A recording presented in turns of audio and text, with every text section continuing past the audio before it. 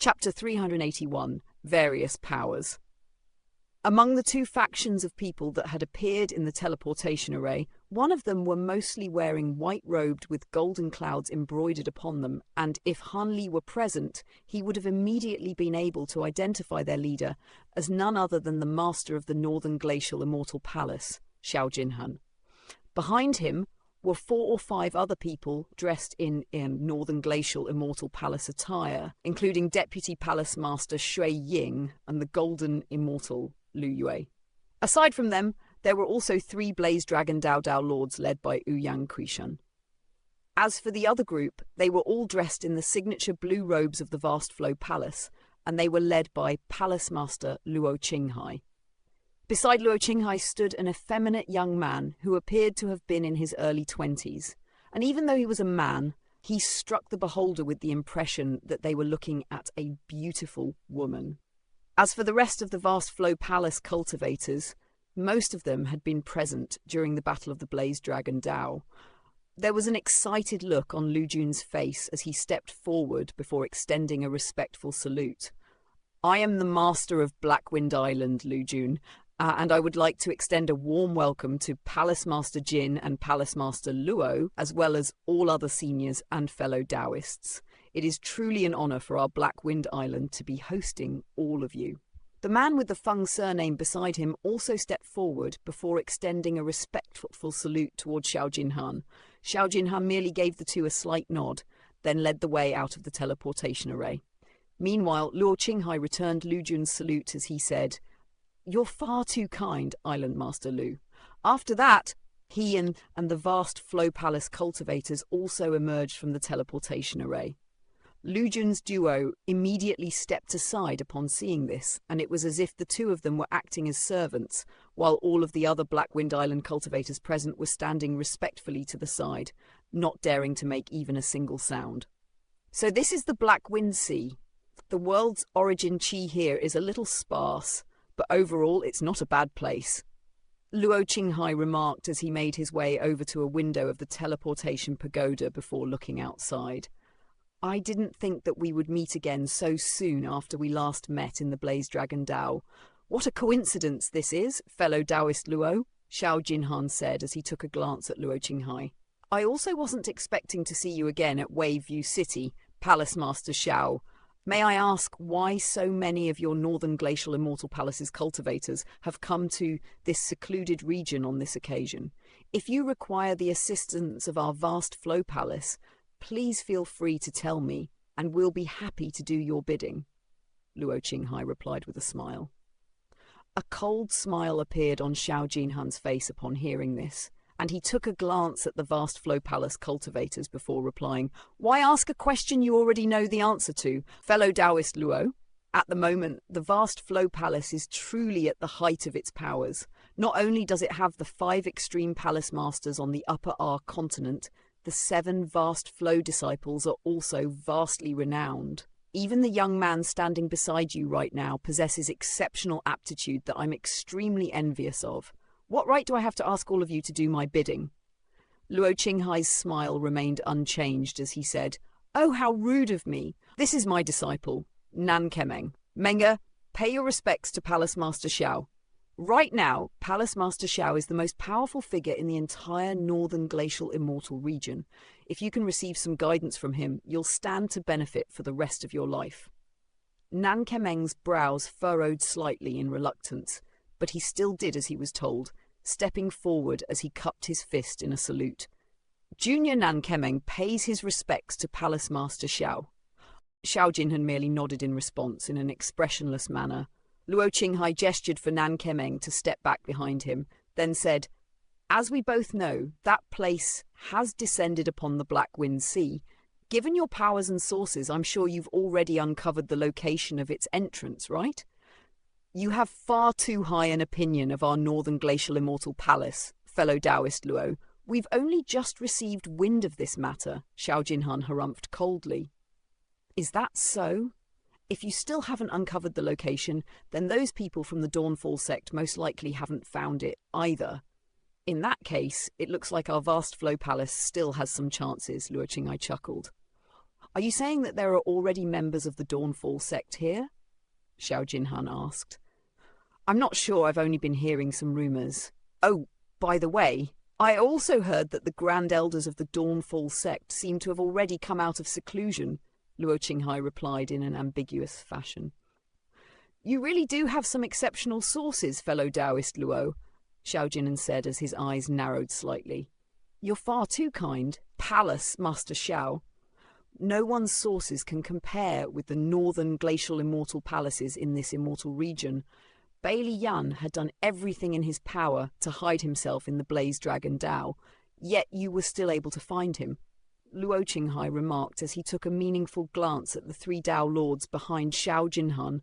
An awkward look immediately appeared on the faces of Ouyang Quishan's trio, while Xiao Jinhan's expression also darkened slightly upon hearing this. It looks like Island Master Lu still has some matters to report to Palace Master Xiao, so I won't stay here and act as an eyesore any longer, Luo Qinghai said with a smile as he glanced at Lu Jun. A slightly awkward look appeared on Lu Jun's face upon hearing this, and he said, Not at all, Palace Master Luo. Both of you are esteemed guests of our Black Wind Sea, so... However, he was cut off mid-sentence by Xiao Jinhan, who said in a cold voice, If you wish to leave, then feel free to do so, fellow Taoist Luo. I'm sure we'll meet again soon. Luo Qinghai cupped his fist in a salute toward Xiao Jinhan with a faint smile, following which he quickly led all of the Vast Flow Palace cultivators out of the teleportation pagoda. They didn't linger in Blackwind City either, flying directly toward the city gate before quickly vanishing into the distance. Meanwhile, Xiao Jinhan looked on at their departing figures with a contemplative look in his eyes, but it was unclear what he was thinking. Palace Master, he seems to know a lot about the situation, Shui Ying remarked as she approached Xiao Jinhan. He's always been renowned for being a sly old fox, so it's no surprise that he's managed to gather some information. Xiao Jinhan replied in a cold voice. Do you think he's already ascertained the location of the infernal Frost Immortal Manor? Shui Ying asked in a slightly hesitant voice. That's hard to say, but it doesn't matter even if he has found out the location. While it's true that he's quite slippery and cunning, he doesn't possess sufficient power to pose a significant threat. In contrast, I'm much more worried about the Reincarnation Palace and the Dawnfall sect. Xiao Jinhan replied, The Reincarnation Palace has always been a formidable foe, but as for the Dawnfall sect, are you referring to their Grand Elder Feng Qiandu? Shui Ying asked. That's right. There are only two people who I view as substantial threats in the entire northern glacial immortal region.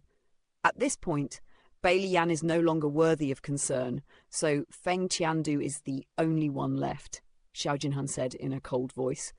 Shui Ying didn't know how to respond to this, so she could only stand off to the side in silence.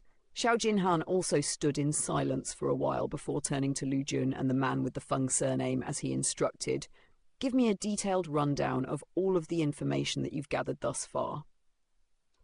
Meanwhile, there was a massive grey flying boat racing through the boundless soul-stirring winds of the Black Wind Sea. The boat was 2,000 to 3,000 feet in length and had been entirely constructed from some type of grey bone material. It appeared a little old and dilapidated, and there were even some large holes on some parts of the boat, while its surface was riddled with some indistinct patterns. In the face of the boundless, soul-stirring winds, the boat was made to resemble a small raft in a turbulent sea, looking as if it could capsize at any moment. But if one were to look closely, they would discover that the indistinct patterns on the boat were releasing a thin layer of grey light that kept the soul-stirring winds at bay. The ghastly wailing and sobbing ringing out from the soul-stirring winds were also kept out by the layer of grey light, and that was why the boat was able to travel through the soul-stirring winds without any trouble. Seated with his legs crossed at the bow of the boat was a thin and wizened middle-aged man. His cheeks were extremely sunken, while his skin was green and purple in colour, giving him the appearance of a zombie. Furthermore, there were countless dark azure chains wrapped around all parts of his body, and they were occasionally swaying around in the air of their own accord, presenting a very peculiar sight to behold.